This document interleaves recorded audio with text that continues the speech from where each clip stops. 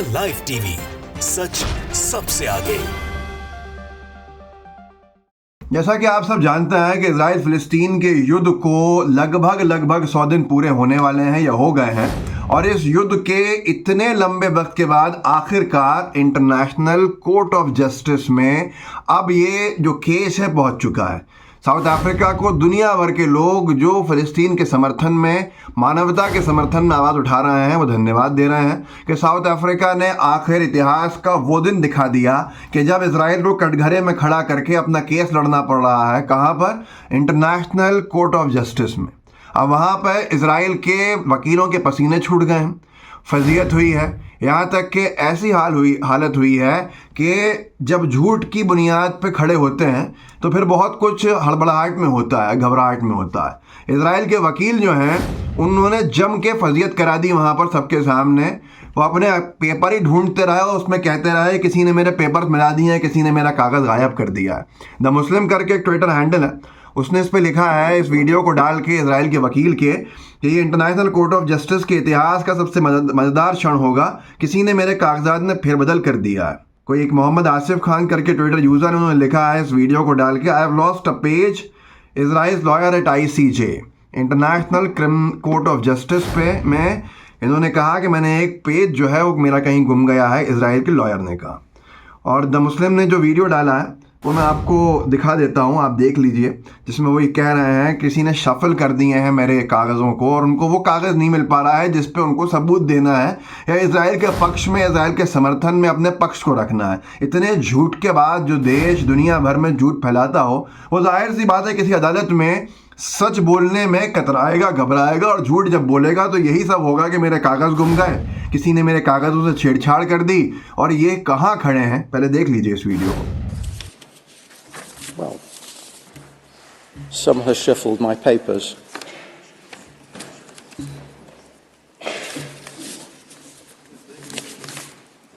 तो दोस्तों देखा आपने किस तरह से ये वकील जो हैं इजराइल डिफेंस फोर्स के, जो नरसंहार में एक तरह से मुब्तला हैं, जो लोग जो बच्चों की जानें दे रहे हैं, उनके पक्ष में खड़े होके ये इंटरनेशनल कोर्ट ऑफ जस्टिस के इतने सारे बड़े बड़े दुनिया के जजेस के सामने झूठ बोलने खड़े हुए होंगे। तो अब इनकी सांसें जो फूली, ज़बान जो लड़खड़ाई, पैर जो हिले, तो इन्होंने कहा कि मैं वो कागज़ भूल गया हूँ, वो कागज़ कहाँ पर है, मेरे किसी ने छेड़छाड़ कर दी। कोर्ट के सामने ये कह रहे हैं, तो आप सोच सकते हैं कितने खोखले होंगे इजराइल के डिफेंसिव पॉइंट। उसका अंदाज़ा आपको एक और चीज़ से लग जाएगा, वो ये होगा कि एक तो इतने बड़े जजेस के पैनल के सामने ऐसा अनाड़ी वकील भेज के रख दिया जिसने वहाँ फजीयत करा दी इजराइल की, और केस खुद अपने आप कमज़ोर दिख रहा है, क्योंकि साउथ अफ्रीका ने क्या पिटिशन में लिखे हैं मुख्य बिंदु कि ये नरसंहार है और क्यों कह रहे हैं, वो बताऊंगा मैं आपको इस वीडियो में। लेकिन उससे पहले एक और चीज़ देखिए, कितना लूज पक्ष रख रहा है इजराइल या इजराइल का वकील। जो क्या रखेगा अपना पक्ष? यहाँ हम बच्चों को मार रहे थे इसलिए कि हमें बचाना है अपने आप को, बच्चे आतंकवादी हैं, महिलाएं आतंकवादी हैं, आम नागरिकों के पूरे घर तोड़ डाले हुए आतंकवादी हैं। तो ये सारी चीज़ें, एक जज साहब, महत्वपूर्ण जज साहब उस पूरे पैनल में, वो तो सो गए, इजराइल के पक्ष को सुनते सुनते वो सो गए। इतना बेकार और सड़ा हुआ पक्ष रखा होगा। जैक्सन हिंकल ने इस वीडियो को डाला, लिखा अ जज एट द, किसी का सेंसर्ड मैन करके ट्विटर में है, उनका उठा के, अ जज at the international court of justice fail asleep during Israel's defence hearing. Israel के डिफेंस हियरिंग की जो सुनवाई चल रही थी, उनको सुनते हुए एक जज सो गए हैं। देखिए इस वीडियो को। Dispute, leaving the other party flummoxed. Professor Dugard explains that South Africa had voiced. तो दोस्तों आप देख रहे हैं, और बड़ा मजबूत केस जो है वो साउथ अफ्रीका ने रखा है, उसके जवाब देने में पसीने छूट जाएंगे।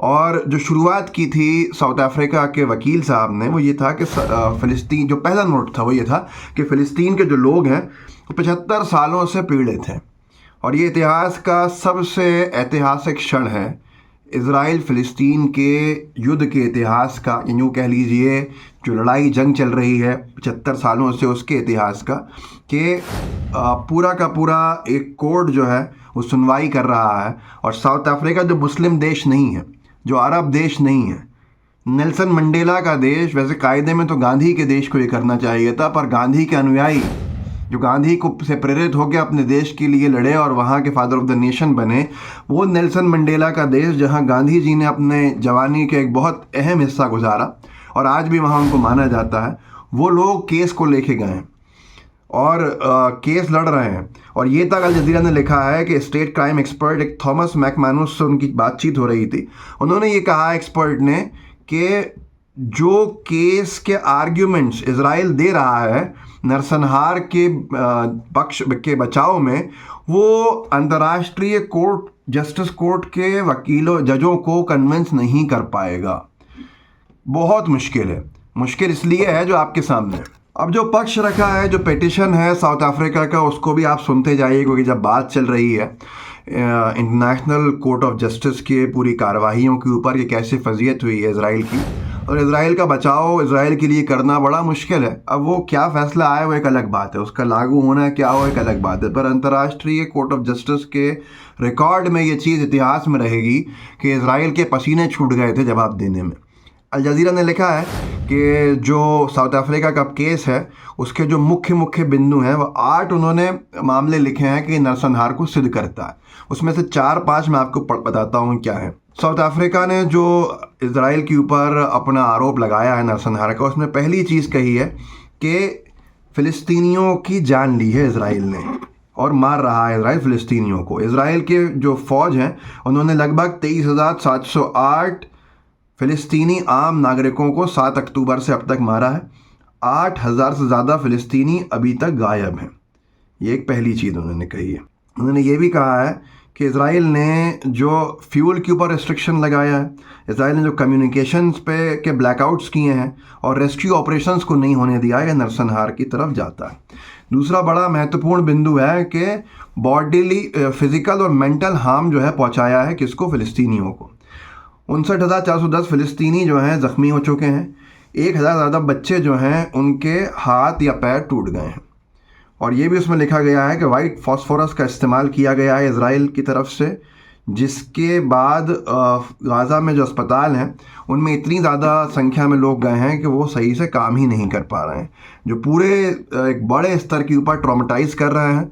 और ये डीह्यूमनाइजेशन है डिटेन्ड सिविलियंस के साथ, जिनको पकड़ा गया है उनके साथ, अमानवीय व्यवहार है उनके साथ जिनको पकड़ा गया है। बहुत बड़ी संख्या के अंदर घरों से लोग बेघर हुए हैं। 85% गाज़ा की जो जनसंख्या है, पॉपुलेशन है, उनको ज़बरदस्ती डिस्प्लेस कर दिया गया है। तो एक तो ये है, ऐसे बहुत सी चीज़ें हैं। एक और पॉइंट है कि जो खाना और पीना है, पानी, इस तक इससे महरूम किया जा रहा है वहाँ के आम नागरिकों को। और ये कंप्लीट सीज जो गाज़ा का कह रहा है, उससे वो इलेक्ट्रिसिटी भी ब्लॉक कर दी गई है, खाने का भी ब्लॉक कर दिया गया है, पानी और जो फ्यूल है वो सब कुछ ब्लॉक कर दिया गया है, जिससे वो लोग ज़िंदा ही नहीं बच सकते, जिस तरह का अमानवीय रूप इजराइल ने दिखाया है। ऐसे कई सारे मुद्दे हैं जो फ़िलिस्तीन के पक्ष में और इजराइल के ख़िलाफ़ साउथ अफ्रीका के पिटिशन में है। बहुत बड़ी संख्या के अंदर देश दुनिया के जो हैं उन्होंने उसका सपोर्ट भी किया है। बड़े बड़े देशों से उम्मीद हो रही है, और ख़ास तौर पर हमारे गांधी जी के देश से उम्मीद है कि हमारी सरकार भी वहाँ पर पक्ष में आएगी साउथ अफ्रीका के इस पिटिशन के। इस वीडियो को आगे ज़रूर बढ़ाइएगा, व्हाट्सएप ग्रुप पर शेयर ज़रूर कीजिएगा। जय हिंद, जय भारत। द लाइव टीवी, सच सबसे आगे।